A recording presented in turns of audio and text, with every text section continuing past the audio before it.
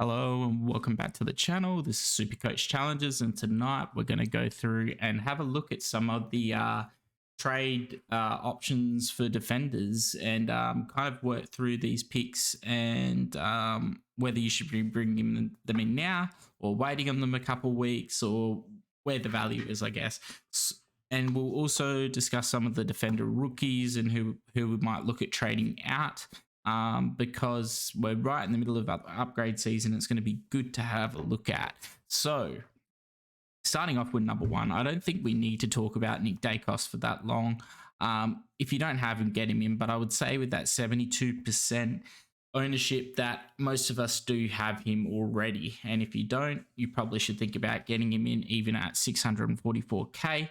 He still has a relatively low break even, and I don't see him slowing down. He may cop a tag this week, potentially from Keys, but, you know, if he does, at least you're going to be with a 72%. If he doesn't, then another big score against you. Moving on to Dawson now. We've seen Dawson come back down to earth since the past couple huge scores. Going against Collingwood, obviously a very tough team. And he could also potentially not have led in that midfield, which could go one or two ways. Does that mean that he's not going to, Collingwood are going to be able to focus on him and really shut him down? Or does that mean he's going to get even more of the ball as he's going to be lent on to get more clearances and more of the ball into forwards' hands? So an interesting one there. With a score of 78, you could maybe wait. I think he has got a very big break even now of about 140. So can be one that you wait on. Next, especially at 667k, like that's a giant price.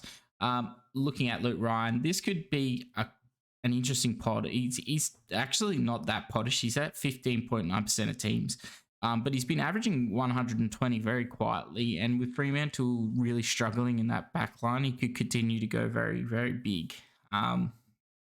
Struggling in general. And I actually, recently, past few years, I haven't loved Ryan because his consistency, he can drop a 60, but he just hasn't looked like it this year. And I think that a lot of people are going to go different defenders first, like Stewart and Dawson. People are probably going to try and get in, and he could be quite the nice differentiator to have. Now, Sard is back in this week. I would still be waiting another week to see how he goes. He does have West Coast as a matchup, but that could also mean there's not much ball back there. 143 break even. Let that be. With the hammy, I believe he did a hammy. Might be a tight cuff, I'm not sure. Give him a week, see how he goes. But, if you want to go early and get that 4.5% pot in, then go for it. Not as highly priced as maybe your Stewart or your Dawson or Dacos. Has showed that he can score well. The issue is that the injury did stuff a lot of coaches a couple of weeks ago, and do you really want to take that risk? Now, next we got Tommy Stewart. Tom Stewart. They've got a lot of games in Geelong coming up, and he just seems to be racking out the ball like no tomorrow. 590 KEA, it's below his starting price, so at least you're getting a discount to those that started him, although a lot of people would have traded him out after that first injury. But at the same time, I'm not sure you're going to get Tommy Stewart much cheaper than this, and it might be the time to jump on. His next three are quite favorable. Next five are quite favorable. So it kind of is one that you kind of want to get on now, I think, because his price could be, that 630 in a couple of weeks, and then it's like, well, maybe I should have jumped. Well, you lose the 40k, but you probably should have jumped on him earlier too. Now, Jack Siebel is looking very nice in the back line. We've seen a week with him with Aaron Hall in the team, and it has not seemed to affect him. So I think he's good to go. He didn't lose any kickouts last week. Now, that may change with the Sheasel, maybe them trying to get the ball into his hand after, the tag last week. They might try and give him a bit more of a friendlier role. But I think that Zeeble, unless injured, is going to be a very decent player for us. And at 102 average, at worst, he's an F6 that is very serviceable. And he is just racking it up back then. Aaron Hall's probably only one game away from an injury anyway, so I reckon he's good to go. Sheasel, this is all going to depend on what Clarko decides to do with him. If Clarko says, we're going to pay Sheasel up forward again, it might be time to jump off. His break even's 99, which is not good. Only 3 points below his 102, but as we've seen previously, he can do that easily. And I think he deserves another week or even two, depending on what his role looks like this week, because he's shown he can score. One down week. It happens to all rookies. And, this is better than any rookie we had last year easily. And I don't think we can just dump him straight away after one bad game. Now, a lot of people brought in Jake Lloyd. Does not look like it's really worked out for them. With last week's score, they got some of the big defenders coming back now. Maybe that will help him free up a little bit, or it could take the ball out of his hands a bit because he might have been used more of as a distributor through there when there was less there. But it'll be interesting to see.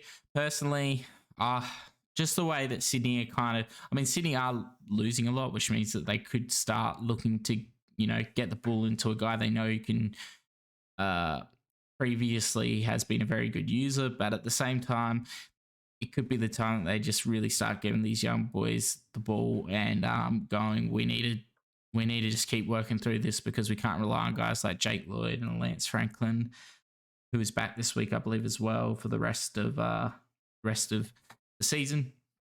And it's time to just get the new structure going and have Lloyd there as the experienced player who helps guys like Blakey and that move forward into these main guy roles. I don't even want to talk about Dane Rampe. I just don't think it's a good pick. I know he's averaging 101, but that's probably bolstered off of one big score. I think he's been injured as well. Is this going to load? It's not look like it. But I just don't think that he's one we should even really bother with.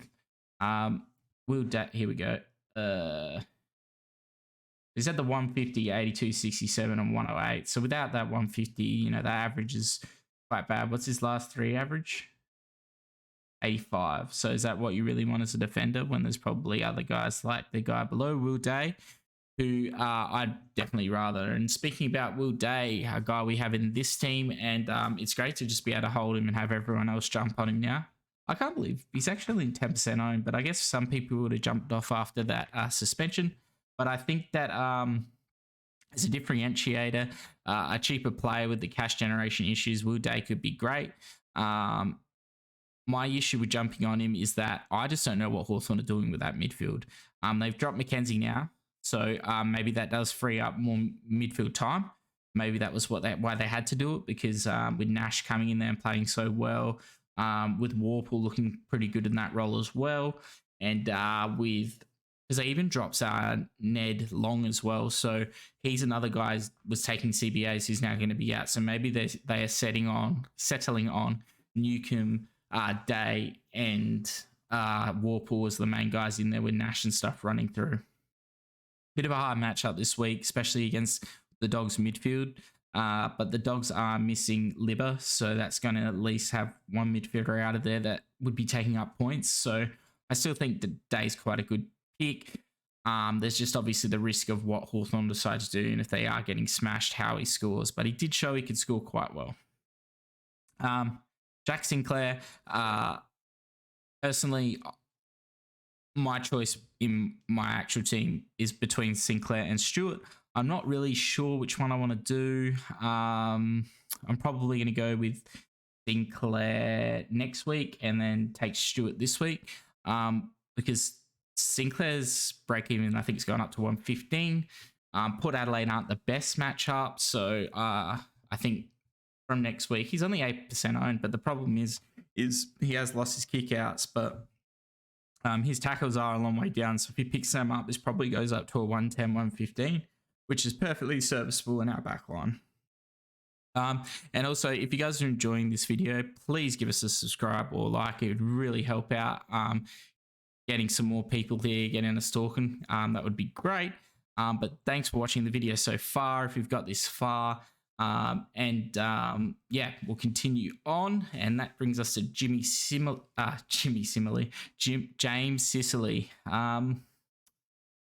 So it's hard with Sicily. I think he's a guy who really wants to win, and when he's in a team that's not necessarily doing that, he does lose a bit of motivation, which is bad because he is their captain. And he has lost kickouts, which has not helped his scoring as well. But he also has shown that he can score at 99 with all those things against him. Now, we thought with Hawthorn losing, it would mean there was a lot more ball down there, meaning more ball for Sicily. But it seems like they want him to kind of play a bit of a midfield, defender pushing up variant, like kind of delivering the ball into the forward line, which is why he's now not getting as much ball, deep back there. Maybe that will change. He is 20% owned, so if you do want to jump on him, it's not like you're in alone. And I'm actually surprised that's higher than Sinclair. Personally, I'd probably put Sinclair over him, but quite happy for you to take Sicily as well. Scrolling down quickly, because I want to get to some rookies as well. And I always ramble on. So Blakey, he's quite good. I think two more years, and he will be one of those guys we have in his team. But there's just a few, like with Lloyd back there, just a bit too much at the moment. Baker, as shown last week, so sporadic, and he's just going to be up and down depending on where Richmond need him. Dan Rioli, he's kind of, with Short coming back, that's kind of hurt him as well as Baker being played. And I think that Short's actually hurting Baker, so probably stay away from both of them. Nick Haynes is very interesting. I really like this pick at 300k, not so much at 450. But GWS are losing quite a few games, and he looks like he's back to about 3 years ago form before he dropped off. The only other one here that's maybe a little bit interesting is Lockie Weller, with Gold Coast getting so much ball back there. Him with a lot of the kick-out duty. He had a big score last week. A 3-round average of 108 is very interesting, but he's only 0.2% owned. So if you're going to go there, you're going to be very much a pod.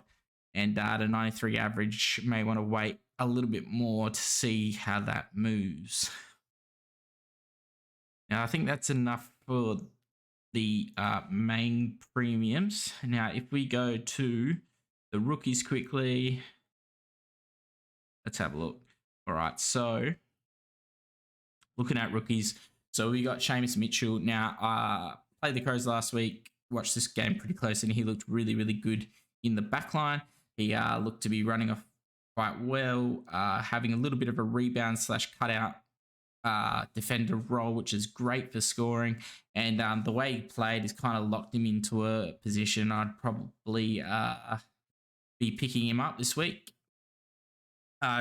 Sincotta, very, very nice the way that team's been selected this week, because Cowan has gone out, managed, and we've kept Sincotta, which is going to be great because what we're going to be able to see now. And Doherty and Sard have come back in. And the reason why this is so good is because now if Chincotta can play well this week and he gets picked next week and Cowan doesn't come in, we now know that Chincotta is definitely that number one. Well, not number one, but he's the one that's going to stay in the team. And his scoring potential has been so much better than what we've seen from Cowan. So this will be a great player to be getting soon as a rookie. And I would probably be training out Cowan soon. Maybe even this week. Ollie Lord, I didn't get to watch much of this. Not sure he keeps his position once players come back, but maybe Porter trying to blood some more young guys. But as you saw with Williams, this could be quite sporadic whether he stays in or stays out.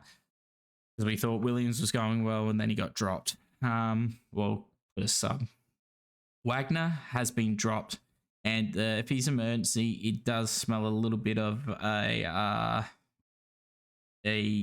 sub choice. So, I mean, a bit tough because he was scoring well, but I would stay away from that. And then otherwise, we've only really got Aaron Francis, who is too expensive for a 38 to be relevant. Otherwise, we've got a couple, or looks like one first gamer in just Weddle. We had a lot of high praise coming from Weddle in the offseason, but he then in the practice game just really didn't play very well.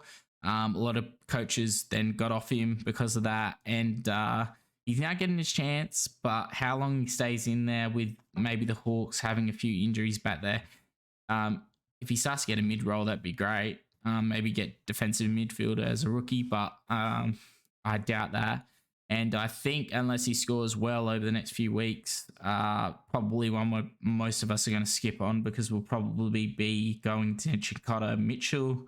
And I mean, he could 2 weeks down the line, yeah, we could need one, I guess. But I think until we see what he scores because of what we saw in that one practice game, the jury's out on that one. All right. So looking quickly at cash cows to trade out. So guys, put this way. Now, guys, to trade out. So nothing really relevant up here. I wish you could do like a percentage owned filter, but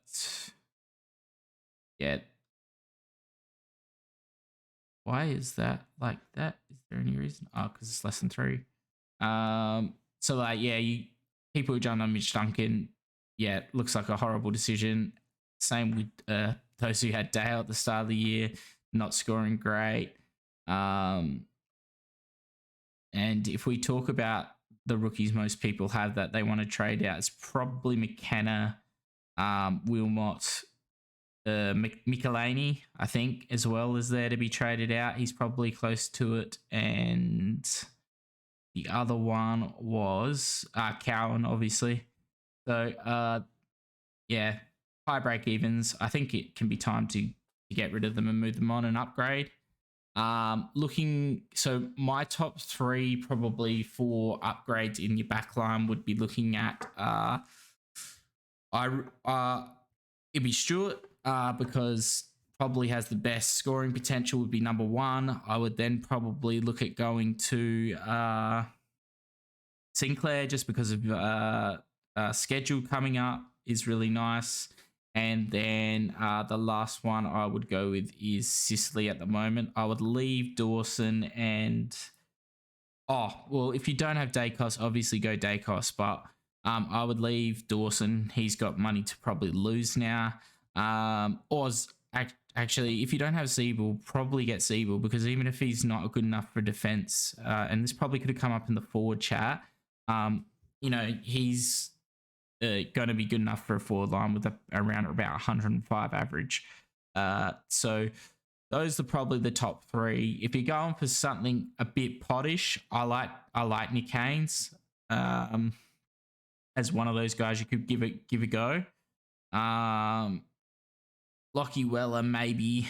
I don't love it, but you could always give it a shot. Otherwise, there is not much here. We've seen other defenders kind of go down. Did Angwin get picked actually?